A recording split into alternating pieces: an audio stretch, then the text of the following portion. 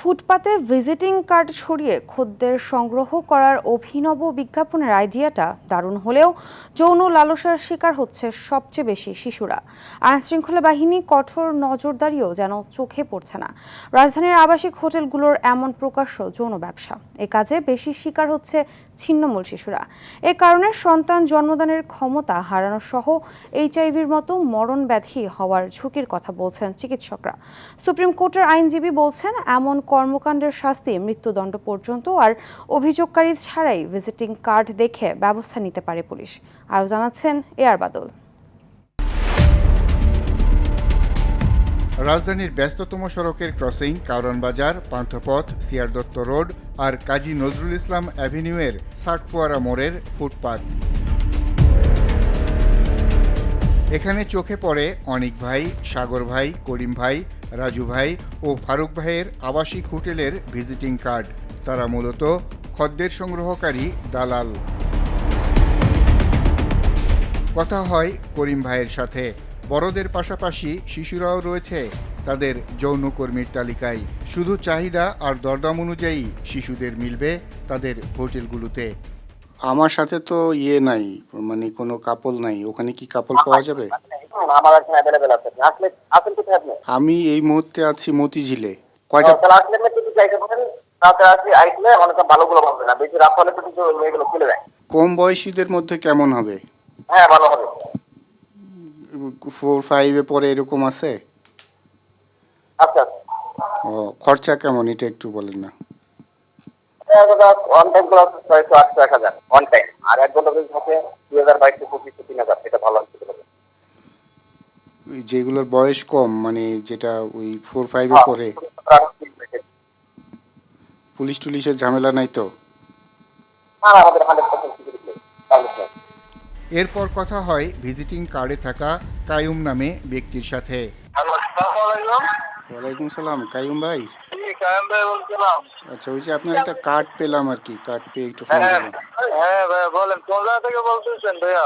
আমি মতিঝিল এলাকার থেকে। বাবুল টাওয়ার চিনেন? ফার্মগেট বাবুল টাওয়ার। হ্যাঁ হ্যাঁ হ্যাঁ হ্যাঁ। বাবুল টাওয়ারের নিচে এসে আমার ফোন দিলেই আমাকে পাবেন। আসবেন এখন, ভালো কালেকশন আছে ভাইয়া। কিরকম কম বয়সী হবে? 4-5 পরে এরকম হবে?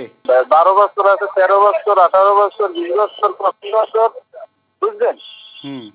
আপনার যেটা পছন্দ হবে আপনি এটাই নিতে পারবেন, সমস্যা নেই। 12 বছরের এটা কি স্কুলে পড়ে না পড়ে নাকি? বিএসসি আছে, নরমাল আছে, সবই আছে, বুঝলেন? এটা কত? 12 বছরেরটা যেটা, এটা কত লাগবে? ভাই আগে আসেন, আইসা দেখেন। আমাকে মানে পার্সোনাল তো এগুলো, বুঝলেন? ফ্যামিলি এবং কলেজের এগুলো রাস্তার গুলি না ভাই, বুঝলেন? কারণ ওখানে অনেকগুলো ফোন দিছে আমাকে, আপনার ওই মতি হাতির দিন থেকে, বুঝলেন ভাইয়া? হ্যাঁ। তা তো ওখানে তো মনে করেন আছে, মনে করেন বাইরে মানে ওখানে দাঁড়ায় দাঁড়ায় মনে করেন কাজ করে, আর এগুলো না ভাই, বুঝলেন? না, বুঝছি। তো ওদিকে তো মনে করেন রাত্রেবেলা কাজ করে, মনে করেন দাঁড়ায় দাঁড়ায় কাজ করে, ধরে 100 টাকা, 200 টাকা, 300 টাকা, এগুলো না ভাই। আচ্ছা, আপনি একটু রেটটা বললে আমার টাকা ওইভাবে নিয়ে আসবো আর কি, মানে যেটা হচ্ছে কম বয়সী, মনে 12 করেন বছর। আপনার, হ্যাঁ ঠিক আছে, আপনি সাড়ে যাবেন না ঘন্টা না নাইট? ঘন্টা করলাম, ফুল নাইট না। এটা ঠিক আছে, আপনি মানে ঘন্টা হিসাবে আলাদা, আবার নাইট আলাদা, আবার আপনার শর্ট মাইন্ড তো বুঝেন, একটা মানে একবার। হ্যাঁ। এটা মানে আলাদা আলাদা সিস্টেম, মানে কোনটা যাইবেন এইটা বলেন। কি কি প্যাকেজ আছে এটা আমাকে একটু বলেন। প্যাকেজ আছে ভাই, আপনার প্যাকেজ মনে করেন, প্যাকেজ মাইনে কি আপনি, আমি বলি আপনাকে শুনেন। হ্যাঁ। আপনি শর্ট হলো মানে নরমাল আছে, বিএসসি আছে। শর্ট হলো একটা হলো 850, 1050, হ্যাঁ। হ্যাঁ। এবার হলো ঘন্টা, ঘন্টা হলো 2050, 2250। নাইট আছে 3500, 4000 ফুল নাইট। আপনি যেটা খুশি সেইটা নেয়া কাজ করতে পারবেন, কোনো সমস্যা নাই ভাই। এই যেটা কম বয়সী 12 বছর যেটা, ওইটারও একই রেট? একই রেট ভাই। ওই আছে না, মনে করেন আপনি আসেন, মানে আইসা দেখে পছন্দ করবেন। এই বিএসসি নরমাল আছে, বুঝলেন? কিছু কিছু মেয়ের আছে মানে অফিসের, মানে কোম্পানির যেটা রেট একটু বাড়তি থাকে, বুঝলেন? ওইটা না আসলে না, মানে চয়েস করতে হবে। এই পরে কথা বলবো ভাই, বুঝেন না? ইয়ে তো ছবি টবি তো আর ছবি টবি আছে? না ভাই, আপনি আমার কথা বুঝেন ভাই, এগুলো এলাও না ভাই, ছবি মনে করেন ওগুলো এলাও না। কারণ এখানে আজকে যে মেয়েটা পাইবেন না, ওটা আবার কালকে পাইবেন না ভাই, বুঝছেন? কালকে আবার অন্যগুলো আসবে। আচ্ছা আচ্ছা, এমনি পুলিশ টুলিশের ঝামেলা নাই তো? না না ভাই, এটা আপনার লাইসেন্স করা, এখানে কোনো সমস্যা নাই। সমস্যা যদি হয় এলো আমাকেও সমস্যা ভাই, ও, বুঝেন না? হুম হুম, হুম। এখানে মনে করেন আপনি যদি কি করতে পারেন, কি করতে আমিও করবো আপনার লোক, না সেটাই। এখানে আমিও থাকি। হুম। এই আচ্ছা ঠিক। এখানে আর এখানে কোনো সমস্যা নাই ভাই, বুঝলেন? এখানে আপনার এটা লাইসেন্স করা ভাই। ঠিক আছে। আচ্ছা আমি এই, রওনা দেওয়ার আগে আপনাকে কল দিব, ঠিক আছে ভাই? তো ভাই নাম কি ভাই? নাম্বারটা চেক করে রাখলাম। হ্যাঁ, আমার নাম আব্দুর রহিম। আচ্ছা ঠিক আছে, তো আসলে ফোন দিয়ে আজকে আবার ভালো কালেকশন আছে ভাই, বুঝলেন? ঠিক আছে ঠিক আছে। আচ্ছা দেখবেন যে যদি পছন্দ না হয়, ভালো না হয়, জোরাজোরি নাই ভাই, না চলে আমার ওই যেতে যে পারবেন, বললাম না, সমস্যা কম নাই। বয়সী লাগবে আর কি, ওই যেটা ওই হ্যাঁ যে। হ্যাঁ, আপনি আছে, সবই আছে ভাই, বললাম তো। ঠিক কম আছে বয়সী আছে, বললাম তো, 12 বছর, 13 বছর, 18 বছর, যেটা লাগে ঠিক আছে। তবে একসাথে একসাথে বড় থাকছো, যেটা ভালো লাগবে ওইটা নেবেন, হুম হুম, হুম। বুঝলেন না? ঠিক আছে ঠিক আছে ভাই। আর পছন্দ না হলে চলে যেতে পারবেন, ওই যে জোরাজোরি ভাই আইসেন কাম করা লাগবে এমন কোনো কথা নাই ভাই, আচ্ছা বুঝছেন ভাই? আচ্ছা আচ্ছা ঠিক আচ্ছা আছে। ভাই, ওকে ওকে, আল্লাহ তো হাফেজ। আজকে আসবেন? আমি দেখি যদি আসি তাহলে ফোন দিবনি আপনাকে, আচ্ছা নাম্বারটা দিন। সমস্যা নাই, রাত দিন 24 ঘন্টাই আছে ভাই। ঠিক আছে ঠিক আছে। ওকে ভাই, ওকে। Thank you. এটা আপনাদের হোটেলের নাম কি? এখানে খালি আবাসিক হোটেল লেখা। হোটেলের নাম আমরা কার্ডে দিই না, এটা আপনার ওই যে বাবুল টাওয়ার চিনেন না? হ্যাঁ হ্যাঁ হ্যাঁ। বাবুল টাওয়ারের পাশে, এটা হচ্ছে খুশি বাংলা। আচ্ছা আচ্ছা। অভিনব বিজ্ঞাপন কার্ডে দেয়া নাম অনিকের সাথেও কথা হয়। আসসালামু আলাইকুম। ওয়ালাইকুম সালাম, অনিক ভাই। ভাই বলেন। কালেকশন আছে? আছে ভাই, আছে, কালেকশন আছে ভাই। কম বয়সী কেমন হবে? কত বয়স হবে লাস্ট? কম বয়সী আপনার আছে 15-16 হবে। কত রেট কত?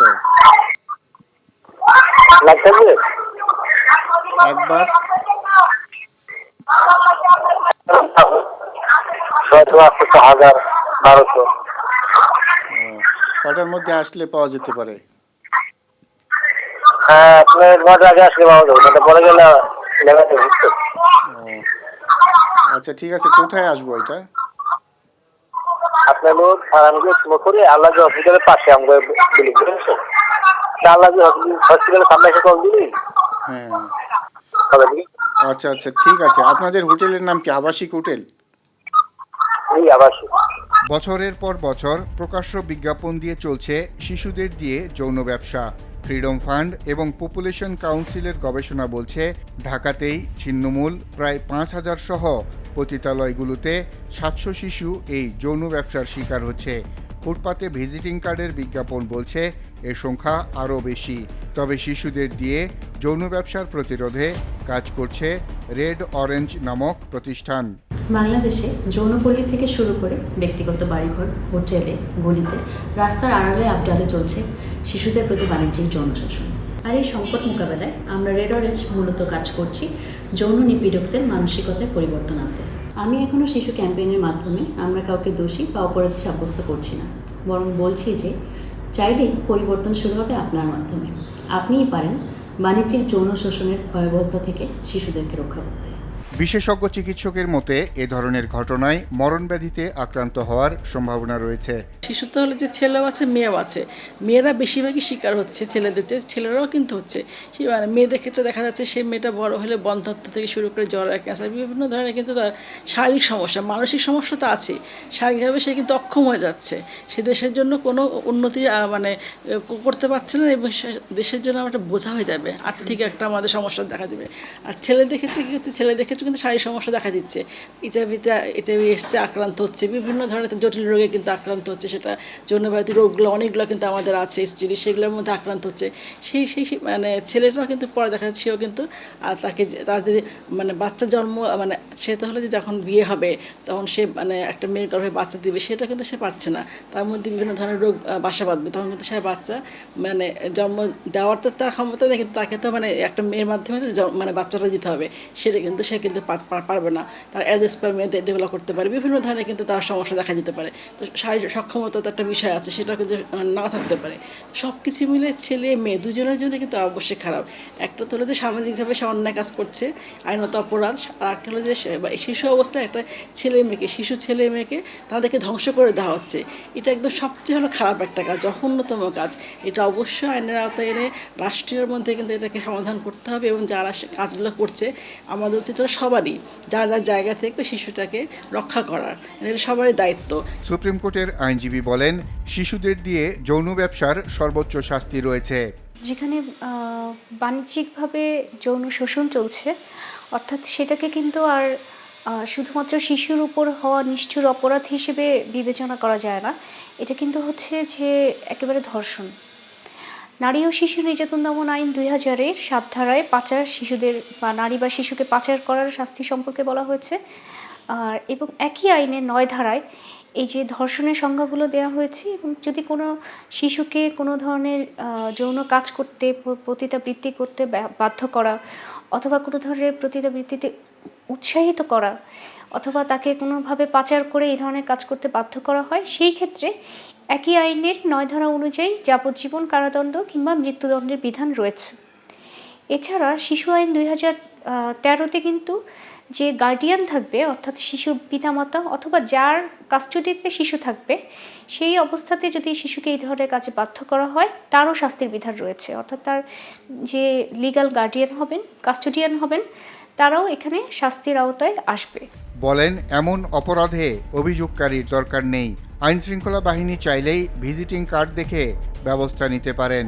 প্রথমত এটা বৃদ্ধির কারণ, অন্যতম কারণ হচ্ছে দুইটা। এক হচ্ছে মানুষের অমানবিক অরুচিকর চাহিদা, যেটা একটা শ্রেণীর মানুষের আছে, তাদের চাহিদা পূরণেই কিন্তু এই ধরনের কার্যকলাপগুলো বাড়ছে।